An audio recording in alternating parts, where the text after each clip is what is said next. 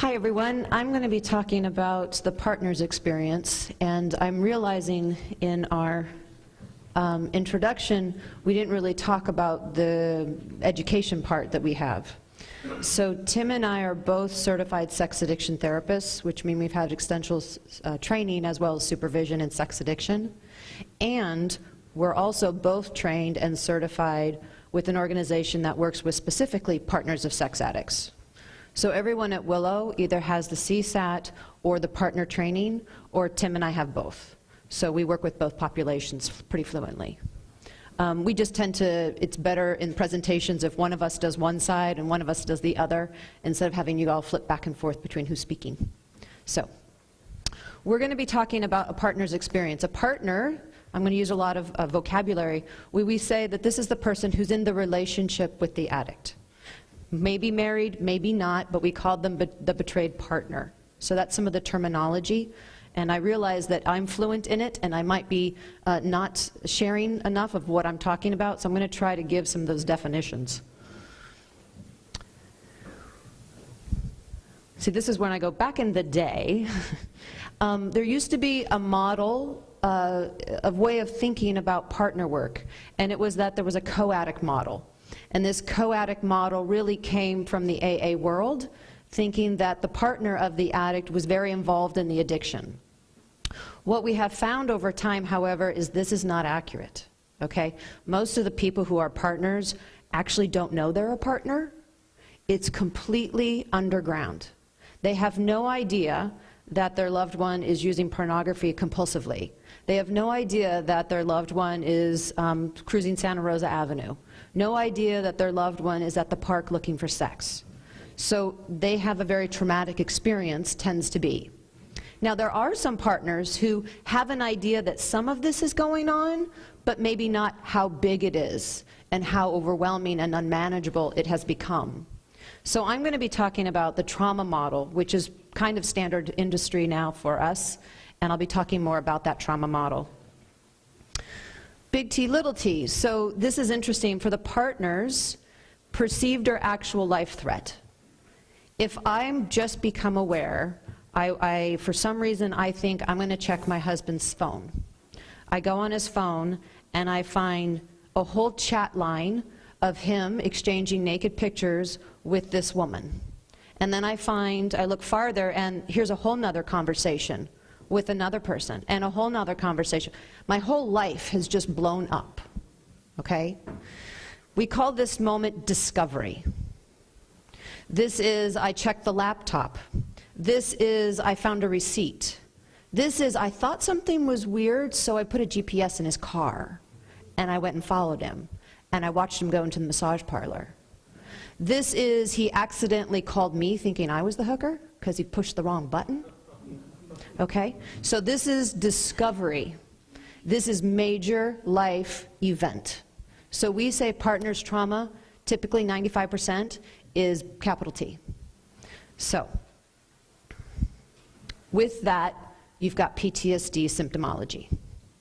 I've got a bunch of studies, I'm going to show you them in a minute, but I like Janine Fisher's diagram of PTSD. Because I can think of so many partners that I've worked with that fits them. If I just found, like again, my husband calls me as the prostitute. I go into a place of panic. I try to make sense. I'm looking, I'm trying to figure it out, I address him. He tells me, yes, part of this has happened, but that's never happened before. I'm in a PTSD place. I can't sleep well, or I sleep all the time. I have difficulty of concentration. When partners first come to Willow Tree and they're in the acute stage, I always say to them, be super careful driving because they get distracted. There's a lot of car accidents. They have a hard time at work. Okay, lack of concentration. Eating too much, not eating at all. I'm thinking of a woman I worked with, dropped 20 pounds in a week. Just ultimate, somebody, would you collapse? Fight, flight, freeze, collapse? Collapse.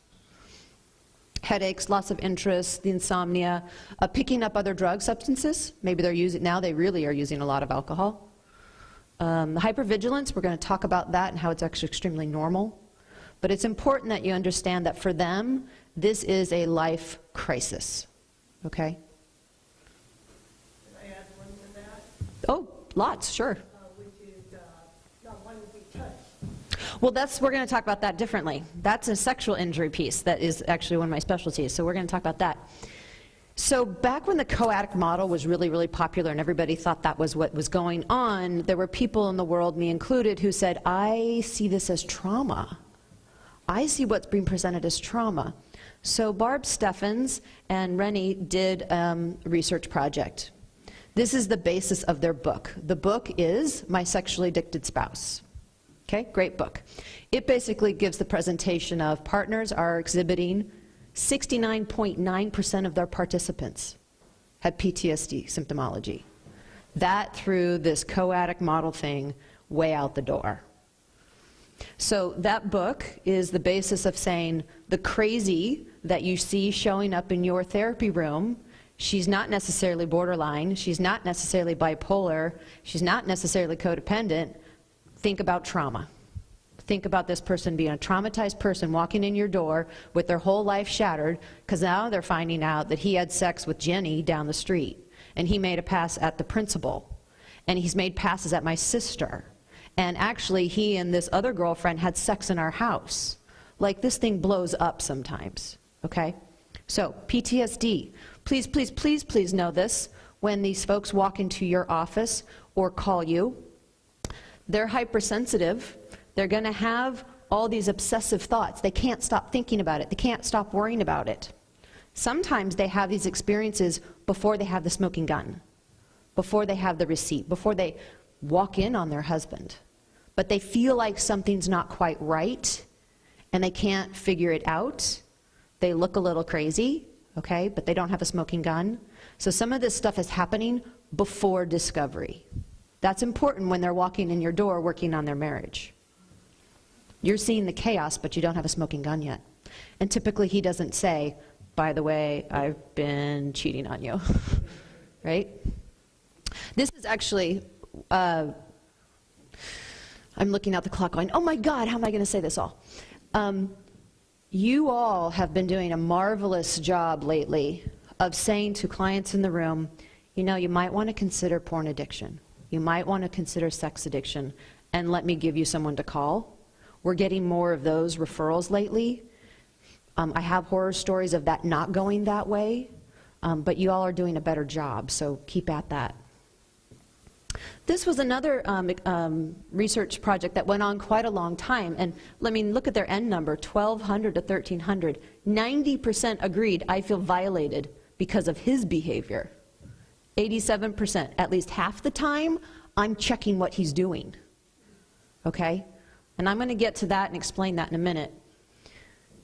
Similar folks, Dr. Skinner and Sherry Kiefer did another 2016, 100 betrayed partners. Again, 76% report PTSD symptomology. They can be diagnosed, they meet the criteria. This is 76%. The one in 2006, 67%. It hasn't changed that much. I don't think it's going to. I know this is one of my little ways of making it funny. Cartoon.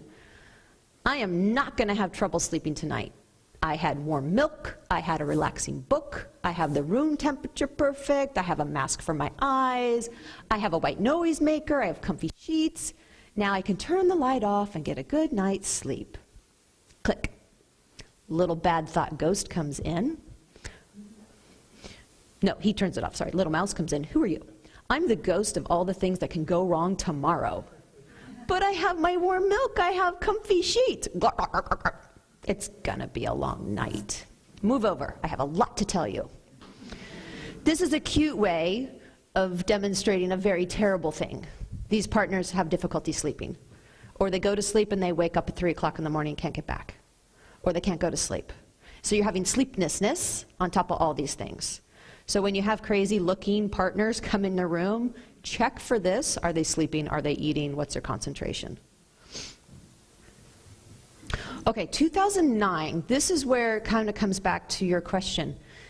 2009, Stephanie Carnes, actually, Pat's daughter, and Omar Minwala started saying the same thing, and they started to do some research.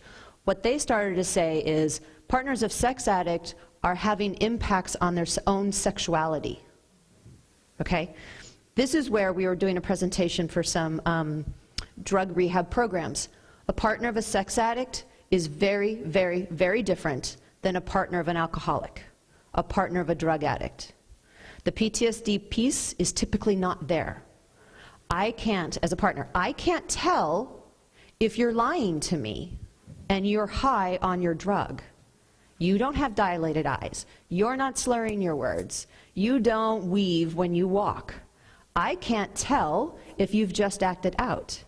Because P.S., you're telling me everything's fine. Okay? So, but I don't feel comfortable, and I can't figure out why. We tend to find that partners' intuition, I say their intuition meter has gotten broken because of the level of gaslighting that's happening. Are we fine? I feel like we're not fine. Are you fine? I'm fine. Why do you keep asking me that? I feel like we're not fine. Well, it's because he's high, but no one knows. So bringing in the sexuality piece, Omar Minwala and Stephanie Karn started to say, Omar in particular, because he's a sex therapist, I see rape syndrome features on these partners of sex addicts. Their sense of their sexuality is being harmed. So we got to look at that. This is sort of a list of some of what they came up with. Sexual trauma to the partners of sex addict. I'm not going to read all of them, but aversion to touch, okay? Fear, panic of STDs. So if I've been with my husband and he's been with the neighborhood, have I been impacted? So there's a lot of panic, true, realistic. If is his porn addiction only in porn, or did he go out into real life? So there's a lot of medical fears. Partners tend to feel shameful and dirty about his behavior. Now, also I realize we did not say the his and the hers. Typically, our addicts are men. Let's be very clear, there are absolutely women sex and love addicts. And we work with them in our practice. But I'm just using the hims and the hers right now, okay, for generalities. And I don't have an it and them, but hims and hers. Pelvic pain, vaginal pain, intrusive thoughts. I have a hard time having sex with him because I keep thinking about him having sex with them. Or I'm having a hard time having sex with him because he wants me to dress up and that's not something I've ever done. Is that part of his porn addiction? And now I don't feel safe dressing up, which used to be fun, but now it's not so fun.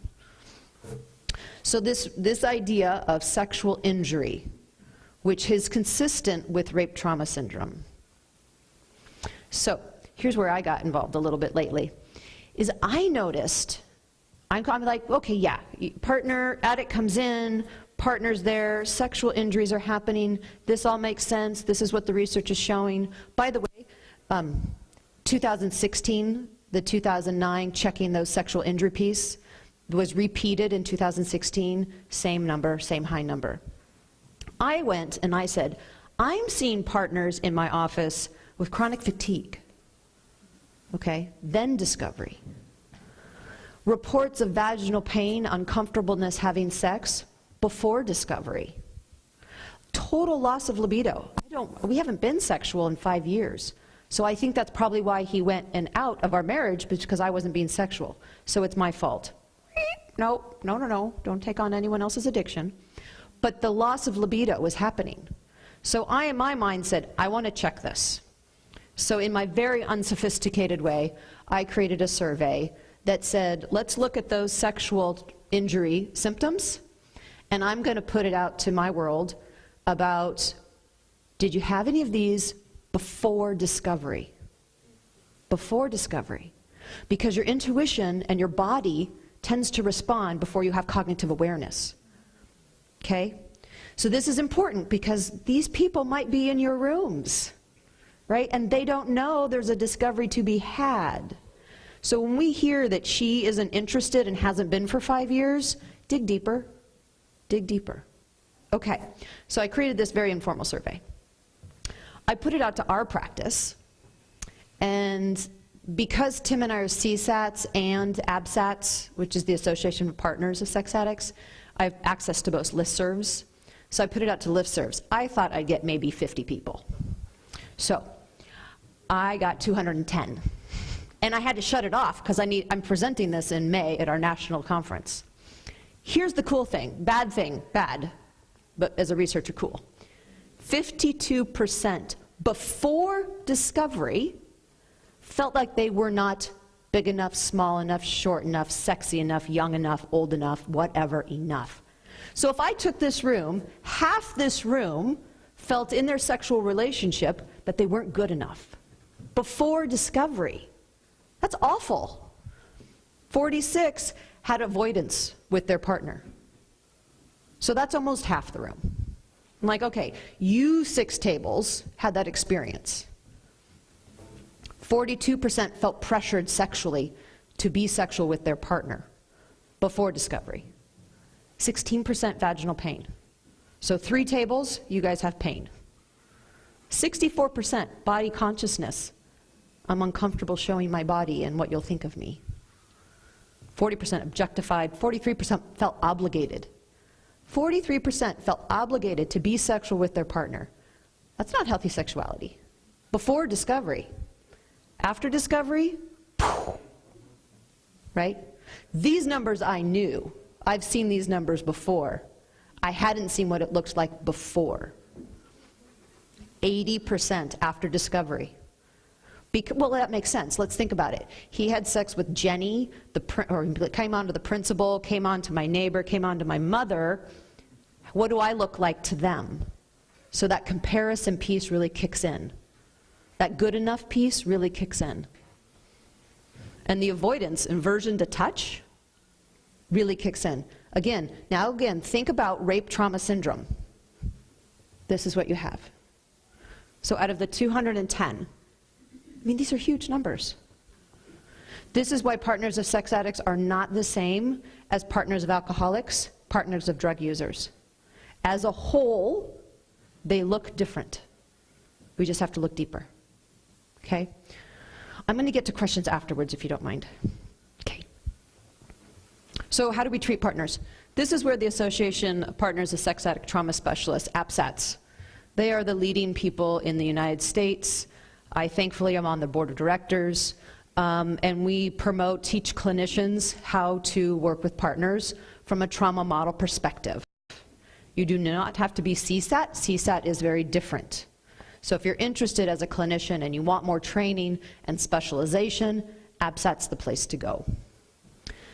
So APSATS, based on Barb Steffen's original research and book, created the multidimensional trauma model.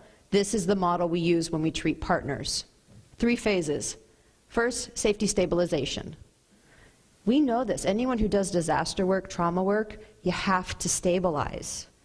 You have to slow down. You're working with all your PTSD symptomology and finding ways to cope. Safety is my home safe? Is there porn in my house? Is that computer? He used that computer. But that's our home computer. So is there downloaded porn in there? Am I going to accidentally find it again? This is kind of like with the alcoholic. It's like, where are the bottles hidden in the house? Right? Where's the stash? And we always say, now where's your secret stash? Because we want to be thorough in going through and providing safety. Stage 2, mourning remembrance. I'm going to get into each of these a little bit more. 3 is reconnection with themselves, and maybe in their marriage. So stage 1, I know I'm going to be blasting here. Obviously there's a discovery. Okay, we can't start doing our healing work till we know what we're dealing with. Oh, there's a problem, my life just exploded. Stabilization, that's the symptomology management. Therapeutic disclosure, if you ever work with partners, they're going to be on the internet and they're going to say, I want this disclosure thing. So let me tell you what that is. That is a therapeutic process, timed carefully. So please just don't have them ad hoc do this. The addict prepares a document of all the sex addictive hidden behaviors. Where an addict were to come into our office and he's 55, he probably started some of this in his teenage sexual development, that coping mechanism to deal with his trauma, like Tim was saying. So now you have 40 years of behavior to talk about. So it's very, very careful. The partner gets a decision of how much does she want to know, because We want to control the level of traumatic information coming to her, usually again her. So addict prepares a document of his sex addiction history, the who's in the house. We pull back graphic information. If she wants it, she gets it, but we're going to pull it back in our first run through. She is preparing a list of questions. What do I really need to know? And she's working with her therapist to really narrow it down. So it's not just curiosity, it's I need this for my healing, and that's the way we frame it. Then we all get together and he reads it to her. And we read it as many times as needed, and there's a full discussion. This is a multiple hour experience. The next day we came back, we have more hours, and we talk it through. It's a data exchange. Typically, well, I'm going to say this differently. We always offer polygraph to go with this. It is the couple's decision whether they put a polygraph on this. Back in the day, we were like, we don't, the polygraph, it's mostly reliable, but you never know, blah, blah. We've been lied to so many times, and it's not because people lie because they want to sneak something. It's because of their shame and their guilt that addicts usually are not forthcoming. But a polygraph does the best job that our technology has of making sure that what the partner hears is the full truth. Okay? It's not, the piece about polygraph, it's his full truth. If he thought he acted out on the business trip in March 2010, but later we figure out it's March 2009, he still passed the poly because he thought it was March 2010. But that's okay, because that's genuine intent. That's not trying to manipulate. And that's what the polygraph is looking for. Are you purposely withholding? Okay? So most partners do opt for polygraph because, again, you can't tell when a sex addict is lying. So the polygraph is the best measure that they have for somebody to check if he's lying, because I can't see it. I remember one partner said, I don't want to do the polygraph because he never lies. He has a terrible time lying. I was like, okay, let's talk about the pros and cons. Let's circle this through. And in the end, she realized she wanted a polygraph because, oh, wait a second. He doesn't lie to anybody but me. He's lied to me for 15 years. So yes, I do want the polygraph. Okay. It's always a partner's choice for us. We never force anything like that. So that's what a therapeutic disclosure is. Also in the first stage, treatment-induced trauma. This is where, sadly, unfortunately, these clients have been in other therapeutic settings and inappropriate things have been said to them. It's your fault. You're not having sex for the last 5 years, and of course he would go out of the marriage. It's very devastating when you're looking for help. So if there's that kind of stuff, we need to do a little healing work, and truly, honestly, they need to build relationship with their therapist, because other therapists they have felt harmed by. And relational abuse is between the addict and the partner. The gaslighting, the manipulation, that piece is being addressed and brought into the open. It's not all taken care of, but it's brought into the open. So that's stage one. Stage two, the other part is, this is where you might see this in your room. I call it the detective stage.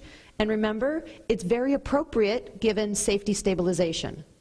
This is the person who's checking the bank accounts, checking the credit card statement, throwing the GPS tracker, asking him to turn his Find My Phone on, because she's trying to figure out how big does this thing go. Because in their brains, they have fear, well, what if this? Well, what if this? Well, what if this? Which is why disclosure is so important, because then it narrows down, of those 21 categories that you learned about, which categories are his? She doesn't know until full disclosure has happened. Stage two is the grief stage. Now that I understand all that's out there and trauma symptomology is being managed, and I get trauma triggered, but I know what it is and I'm not as scared about it. Now the grief of, oh my gosh, this has been happening for this long and I didn't know. And I lost those times, I lost those years. The memory I have of us in Hawaii when I look at the big picture on our piano at home, and he actually went out and hired a prostitute while we were in Hawaii. Like, I have to grieve these experiences. I'm trying to make sense of them. And this is why we call it an existential identity crisis.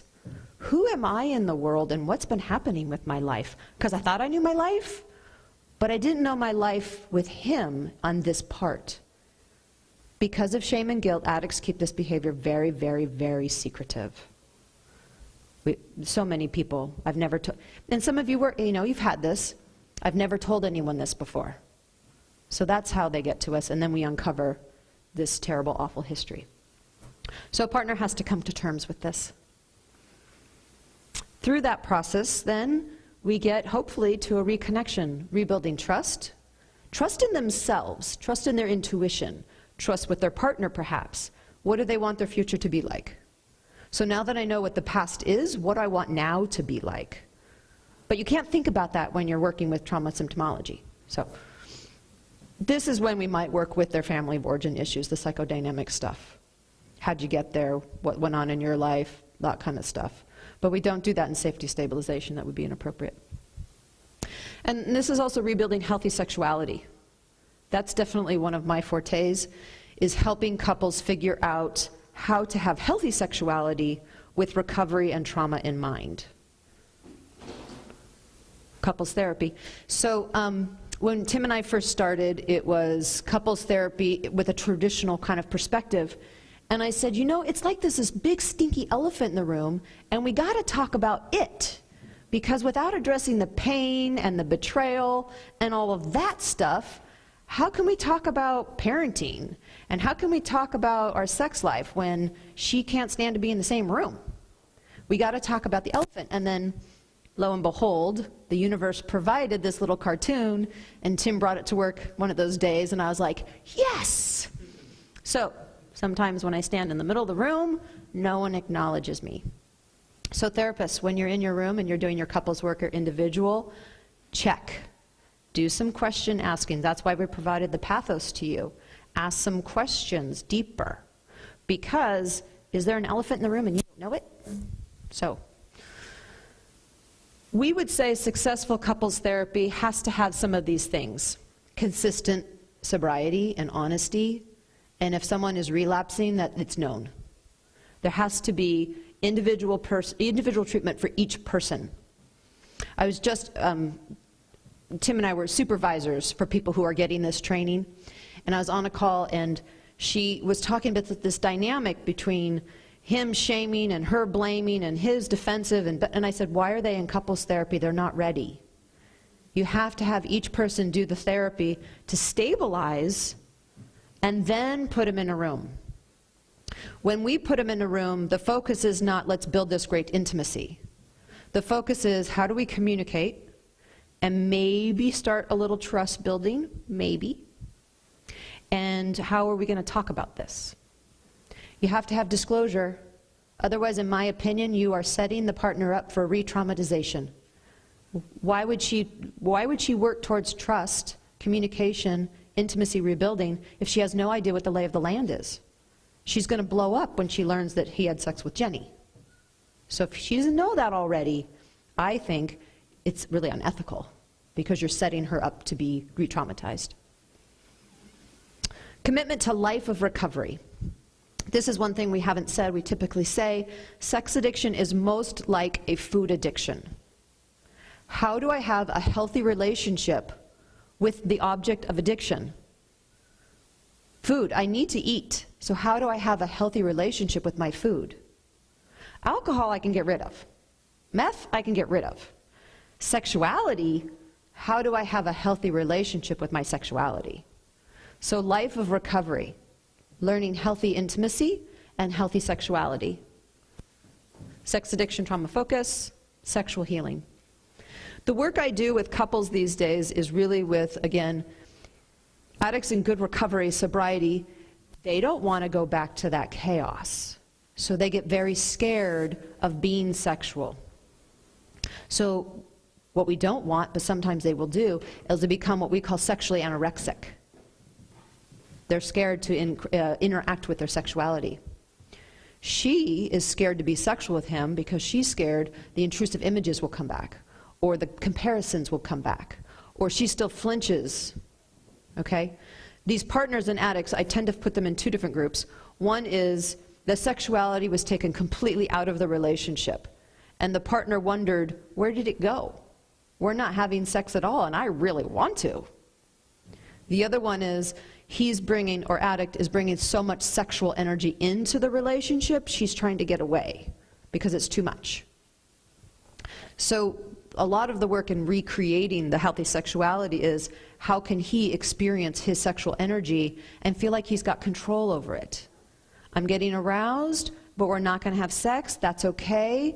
Let me bring it in. I'll talk with my partner. Let's just enjoy making out. Her body is getting used to, how can I feel sexual with him and feel safe with him? Remember, rape trauma syndrome? How can I feel safe with his sexual energy? So there is a delicate way of doing this. And that's what I mean by sexual healing and healthy sexuality addressed. Again, with partners, I want you to understand this. Sorry, I giggle because I just had the other day an addict say, why won't she trust me? I've been sober for 3 months. And I'm thinking, impaired judgment. And so I found a nice way, but gave him the point of, my friend, you've been sober for 3 months and 20 years not. Okay? She's asked you what's wrong, and you've looked her in the eye and said, everything's fine. Why are you so bitchy about that? Why do you always want to know where I am? How come you want receipts? Okay? So we don't just undo this very quickly. Trustworthy behaviors. Partners need to observe the behavior. I went and had lunch with Sam, and it was no big deal. Well, last time you went to lunch, it wasn't with Sam, and it was Sally, and all these things. So I need to see trustworthy behavior. And sometimes folks need to go to an exorbitant length to show the trustworthy behavior in those initial stabilization phases. We hope that it's a developmental phase and they're not doing that 2 years into recovery, but in the beginning, they're gonna need that. Partners are watching for trustworthy behavior over time. Do not give words. Words are lies. So it has to be behavioral. Oh, and this is here are some things not to say. All of these are true, by the way. Okay? I've had partners be told, what he's doing is okay, just have more sex with him, because that will take care of it. Porn is the appetizer, and you can be the main course. Now that might be very fine with not a porn addict. Okay? That might be great and fun in their sexual life. Cool. But unbeknownst probably to that therapist, he was a porn addict. So he took that home, and he said to her, she said, you're supposed to be sex with me, and we get to watch porn together. And if you're not doing that, you're not doing your part in our marriage. Okay, that's probably not what the therapist meant, but that's where he took it because he was not in a place of good recovery, obviously. Oh yeah, this is a true one. Masturbation is normal. Nurses used to masturbate the infants. I had a doctor tell a client that. Masturbation is normal, it's perfectly fine. But for someone who's masturbating every day for hours and injuring his penis, then maybe we need to talk about it not being an okay thing for him, and maybe right now. We could maybe bring it back later, but for right now, you're causing physical injury to yourself. Oh, and my favorite, this came from a religious person, just don't do it. That didn't work. It's not cheating. I actually had a partner say this. Well, he's not cheating because he's not touching anyone. Okay, but he's using pornography and bringing it back to you and wants you to act like the porn person and getting mad at you and pressuring you to do X, Y, and Z, and that's not in your comfort zone. So I got what you mean by it's not cheating, but it is harming. When he got in good recovery, he was like, I can't believe I did that and I'm so sorry, and she was able to receive that. So 5 things not to say. Oh, this is our almost last slide. Somebody asked me earlier, these are local organizations, okay? When Tim and I started working, there was 1-2 meetings in Santa Rosa for sex addicts. There were no meetings for partners in this county, okay? That's one of the things we're very proud of, is helping promote the community-based work. So now we have Sex Addicts Anonymous. There's a meeting every night, Saturday mornings. SLAA, sex love addiction. The love piece Remember when Tim talked about categories, he talked about relationship addiction? This is the different word, love addiction. So someone who combines their sexuality with this need for relationship to fulfill themselves, and it becomes addictive. For men and women, by the way, there's meetings for men and women. SA, Sexaholics Anonymous, is a more conservative view and sometimes a religious meeting. COSA is a partner meeting every Tuesday night, Santa Rosa. They changed their name a bit, but they used to be co-addicts of sex addicts. They understand that the co-addict model is not appropriate, so they've pulled that out, so now they're just COSA. Okay, but that is local. It is also a 12-step program for partners, should they choose to do steps. PASA, Partners Affected by Sex Addicts, it's the first and third Thursday in Rohnert Park. This is using the trauma model. It is not a 12-step support group. Recovering Couples Anonymous, Pure Desire, Refuge. So RCA, Christian, Buddhist. So there's options in our community-based world that are free resources for folks. I can attest to the health of SAA and PASA and COSA. So that's available for anyone. And if you just Google SAA Santa Rosa or SAA Sonoma County, you're going to be able to find locations. So this is a good resource for your clients. Yes, thank you, sir. So we have a website, willowtreesantarosa.com. When we created it, which needs to be redone, but we tried to make it very educational, informational, so that people came to us, yes, they learned about us and what we do, but they got some information. And so in our resource page, there's the information about local meetings. There's also some information about porn software and browsing software that someone can install on their devices that helps them protect them and block them from pornography sites. So, and that's it. I'm sure so the presentation Tim and I just did here in this hour and 15 minutes used to be a 9-hour class. Yeah, so we're jamming through. We used to offer a 3-hour presentation for the public, being client-based, and clinicians can come, of course. But we are creating also on our website a set of videos that gives a little 5 to 8 minute synapse of different parts of this treatment, so that people can log on and watch those videos to get some information. Again, the other part about us is we're very team-oriented. If you have questions, want to know more, please reach out to us. We're on College Avenue in Santa Rosa, and we work a lot. Any questions?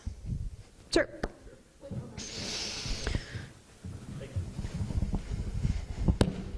I have a question about your study. I just want to say to start, I found your use of research, especially the currency of it, to be very impressive. And I really appreciate that as kind of a nerd myself. Yay! So in looking at your study, I was noticing so you have, your N was about 210 of the survey, which is awesome. And that was for the intuition feelings pre, and then you had the post as well with the discovery piece, right? Let me go back, just so you know, sexual injury. Yeah. It was looking at these. Yes. And that was, and you had one measure with kind of like the intuition piece where they kind of felt it, but they didn't know, and one post-discovery. And if we look at these two, I'm like, I don't need SPSS or anything to tell me that's significant. That's just apparent. So my question is, I mean, that's awesome, is do you have any kind of non-intuitive group baseline? Because I'm looking at your intuition slide, and I'm like, that's got to be significant, that's huge, but without a baseline, I'm like, wondering, curious. Totally, and you are right on my nerd factor, thank you. So this was really me having this sense of this is what I see in my room, so I'm just going to create the survey. The thing that's astounding to me is because Tim and I present at our national conventions all the time. I'm presenting on the sexual impact this time. So I was doing my lit review. There is nothing about the sexual impact before discovery. 0, crickets. So that's why I was like, well, I'm talking with my people about this, but let me put it in the survey. So no, there's no other baseline to typical population. Obviously my sample size is biased because I was reaching out to folks who are in treatment. But for me, it's like, this is a start. It's a start, and I'm really excited and to bring it to our national level and to put it out there so that the clinicians who are certified in doing this work also have awareness, because again, 0 in the lit review. Yeah. Thanks. Hi, I think I got a little confused because you started with saying, like, I think you were talking about the, like the CODA model, and the partners don't know. I remember you saying, like, the partners don't know what happened, but then we are talking about this intuition piece, and that's where, like, the involvement gets a little weird, and I think I started to blend those two, so I was wondering if you could maybe speak to that. Do you understand what I'm saying? Yeah. Tim says he wants to jump in, and then I'll jump in too. And did you say CODA? Well, it sounded like you were saying, like, with Alcoholics Anonymous, they also send, like, some of the partners to, like, the codependence meeting, Right, saying how right. you're, like, sort of supporting the behaviors Right. or something like that. Like, once you have that intuition. But there was the, like, to me, some confusion because you're like, well, partners don't know, they can't be blamed. And I'm not saying they should be blamed or Yeah. anything, but then they also do know by this intuition piece and things that they're feeling and all that psychosis that starts to- I'm sorry, I got to jump. They don't know because their intuition says something's not quite right. But that could be he had a bad day at work. That could be he's worried about because we're low on money. That could be we're not making bills. That could be his mother's coming to town. The sense of what it actually is, percentage-wise, because there is a small percent of partners who have an idea it's a sexual issue, but most are like trying to figure out, is it because his mom's coming to town? Is it because it's Christmas? Is it because we can't make bills? They're searching. And also, oftentimes, there isn't even an awareness that there's something wrong. I cannot tell you how many partners come into my office. We will often do a couples assessment and come in, and when we start talking about what's going on, and I'll just say, well, it shows up sometimes. Like partners sometimes they feel like they lose their libido. I cannot tell you how many partners have gone to their doctor, to their gynecologist to say, I just am not interested in sex. There's something wrong with me. I don't know what's going on. But they don't ascribe it to him. Something's wrong with me. And also the other thing I hear a lot is, when this comes out, partners are like, I've been feeling objectified for years, and I couldn't figure out what was going on. So it's not always this conscious awareness of there's something wrong. I just can't put my finger on it. Sometimes it is, but sometimes it's just the partners have this unconscious experience where they're just shutting down for whatever reason, and it's not uncommon for them to blame themselves when it's really they're having an unconscious reaction, trauma reaction to the addiction that's in the relationship. Thank you.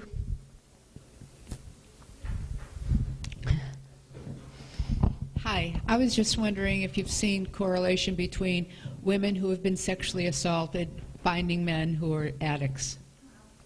I've actually found the inverse, and this is how I got to some of this work. Again, dealing with trauma and folks who had been sexually abused, and then growing up, and using their sexuality to cope, and to the conquest category is very strong. I actually see more often the women who have sexual abuse going into female sex and love addiction. Did that answer your question? Yeah. Okay. I guess. Thank you. Yeah.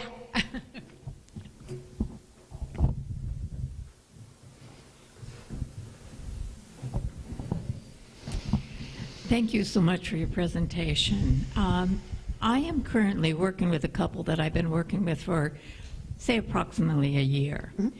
And as you're speaking today, all of a sudden these light bulbs are going off. So the dynamic between the two is that she gets up early in the morning, she goes to work, she's really busy. He stays up at night. He wants her to come to bed and just lay with him for a few minutes and cuddle. And she's having none of this.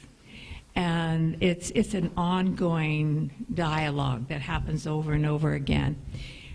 I'm just beginning to think that how would I begin to work with them in a way that I start asking some of these questions? And do I bring them in individually? And it seems like there's something really deeper going on, and I have felt it. but I haven't gone to this place because it doesn't get brought up by either one of them. She's not interested in sex right now.